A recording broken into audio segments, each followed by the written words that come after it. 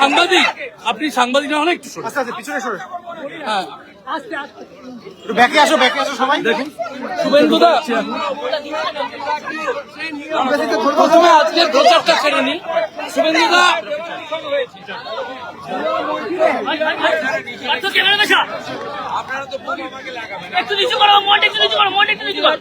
অপমান করার পর ভবানীপুরে সেই গুজরাটি ভাষায় দেওয়াল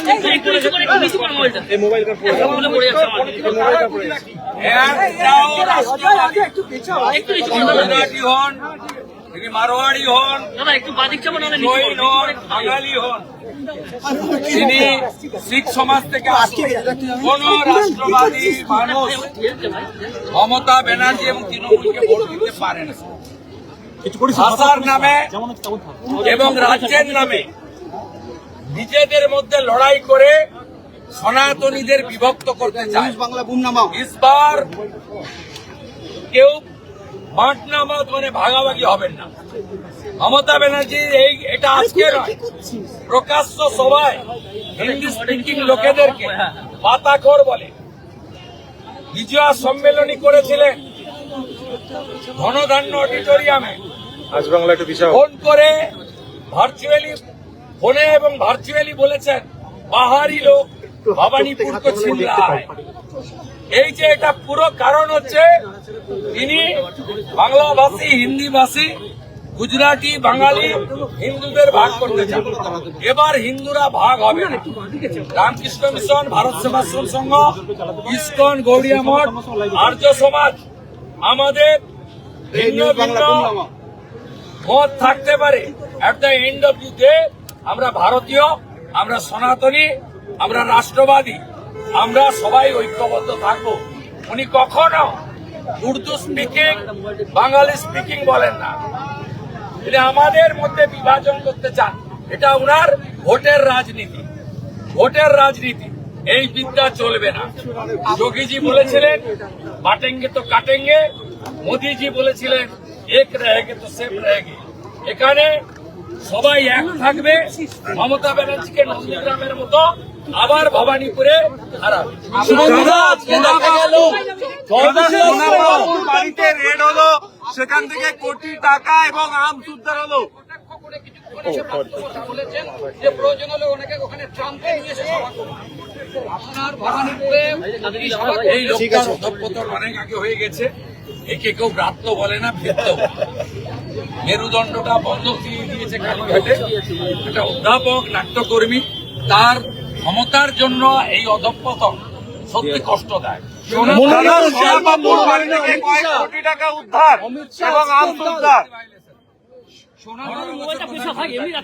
দাদা সোনাপাপুর বাড়ি থেকে সোনাপাপুর বাড়ি থেকে কয়েক কোটি টাকা এবং ইল্লিগাল আর্মস উদ্ধার করেছে ইডি। এখনো ক্যাশ গোনা চলছে। ওই টাকা শান্তনু বিশ্বাসের টাকা। শান্তনু সিনহা বিশ্বাসকে অ্যারেস্ট করতে হবে। সোনাপাপুর সঙ্গে দেবাশিস কুমার, শান্তনু সিনহা বিশ্বাস, এদের জাভেদ খান প্রত্যক্ষ যোগাযোগ, এবং এটা তৃণমূলের টাকা ভোটে খরচ করার জন্য রাখা ছিল। একটু গুমগুলো নামাও।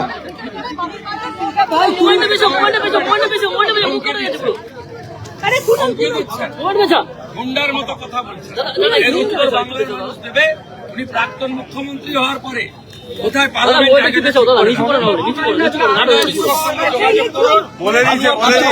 শুভেন্দুদা একটু আগে মাইকে শোনা গেল ভবিষ্যতের মুখ্যমন্ত্রী বর্তমান মুখ্যমন্ত্রীর বিপরীতে লড়াইতে বিজেপির মাইকেই তা শোনা গিয়েছে। আমাদের দল নরেন্দ্র মোদীজিকে মুখ করে নির্বাচিত করছে। নিশ্চয়ই 294 জন বিজেপি যারা জিতবেন তাদের মধ্যে কেউ একজন মুখ্যমন্ত্রী হবেন। সেটা বিধায়কদের মতামত, দলের কর্মীদের আবেগ সম্মান রেখে কেন্দ্রীয় নেতৃত্ব ঠিক। তো এই নির্বাচনে আমরা সবাই বিজেপি কর্মীরা, সংগঠকরা ঐক্যবদ্ধভাবে লড়াই করছে। আমরা বিজেপি ঐক্যবদ্ধ পরিবার। আমরা মোদীজিকে সামনে রেখে এই নির্বাচন লড়ছি। মোদীজি নিজে দমদমের সভায় বলে গেছেন আমি গ্যারেন্টার। অতএব কর্মীদের আবেগ থাকতে পারে, কিন্তু ফাইনালি মোদীজি ঠিক করবেন কার হাতে বাংলা তিনি তুলে দেবেন। আপনারা এখন এসব না ভেবে মমতা ব্যানার্জির পরাজয় সুনিশ্চিত করুন। বাংলার স্বার্থে, বেকার যুবক যুবতীর স্বার্থে, বোন দিদি কন্যাদের স্বার্থে এটা খুব প্রয়োজন। মমতা ব্যানার্জিকে হারানো, তৃণমূলকে প্রাক্তন করা এবং বিজেপিকে ব্যাপক সংখ্যাগরিষ্ঠতা নিয়ে সরকারে বসা। কার কার নমিনেশনের জন্য অমিত শাহ আজ আসছেন, আগামীকাল আপনার নমিনেশনে থাকছেন? আগামীকাল 11টার সময় হাজরা মোড়ে জমায় মাননীয় অমিত শাহজি 11টা 30 নাগাদ পৌঁছাবেন। তিনি ওখানে কর্মীদেরকে শুভেচ্ছা জ্ঞাপন করে আমাকে সাথে নিয়ে অন্যান্য প্রার্থীরাও থাকবেন দক্ষিণ কলকাতা, সবাইকে নিয়ে সার্ভে বিল্ডিংয়ে পুলিশ বিশ্ববিদ্যালয়ের আগে যেমন পরে করে দেবেন। তারপরে বাকিটা আমরা যারা নেতৃত্ব এবং প্রাণী যারা গিয়ে জমা দেবেন। উনি এখান থেকে আসামের প্রচারে যাবেন। শুভেন্দু অধিকারীর আলাদা করে কনফিডেন্সের দরকার হয় না, কিন্তু অমিত শাহজি পাশে থাকার বলে কি আলাদা করে জোর পাচ্ছেন ভবানীপুর কেন্দ্রে? অবশ্যই, কিন্তু এই লড়াইটা ভবানীপুরের কর্মীদের বা প্রার্থীর লড়াই নয়। কিন্তু এই লড়াইটা কেন্দ্রীয় বিজেপি নেতৃত্ব নিজেদের কাঁধে তুলে নিচ্ছেন। অমিত শাহজি আসার মধ্য দিয়ে এটা একটা প্রার্থী হিসেবে আমার কনফিডেন্স 200% আরো বাড়িয়ে দিয়েছে। আর ভবানীপুরের সব কর্মী প্রচারক তারাও বুঝে গেছেন যে তাদের মাথার উপর একটা বড় অভিভাবক ছাতা নিয়ে দাঁড়িয়ে আছেন, তার নাম অমিত শাহ। বার্তা নিয়ে আগামী দিনে পশ্চিমবঙ্গের পরিবর্তনের ত্বরান্বিত করতে বিপুলভাবে জয়যুক্ত করে শুভেন্দু অধিকারীকে হাত ছাড়ার আশীর্বাদ করি। শুভেন্দু অধিকারীকে আশীর্বাদ করি।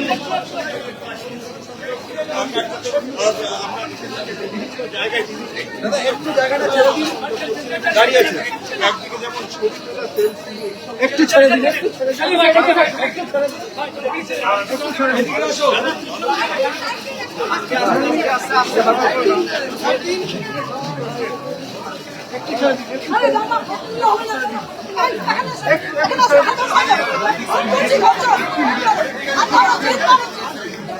আরে ডিস্টেন্স করো না।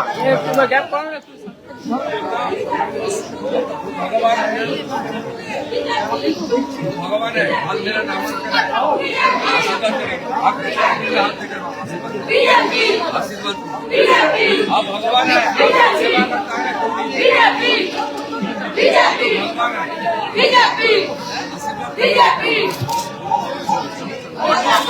দাদা এদিকে বাদিকে, দাদা বাদিকে।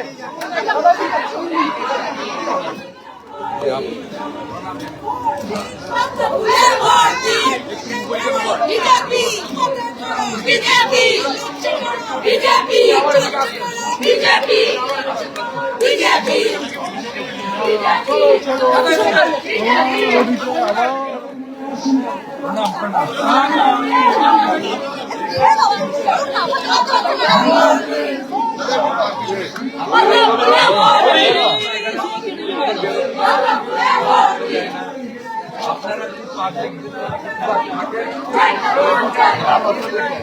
যদি চাকরি নেই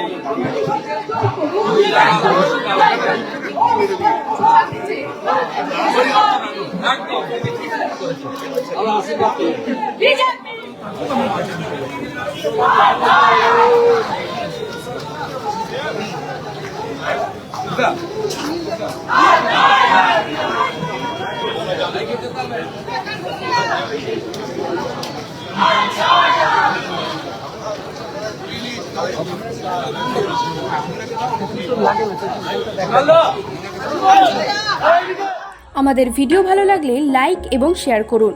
কমেন্ট সেকশনে গিয়ে জানান আপনাদের মতামত। আরও ভিডিও পেতে আমাদের চ্যানেল সাবস্ক্রাইব করুন এবং প্রতি মুহূর্তে খবরের আপডেট পেতে প্রেস করুন বেল আইকন।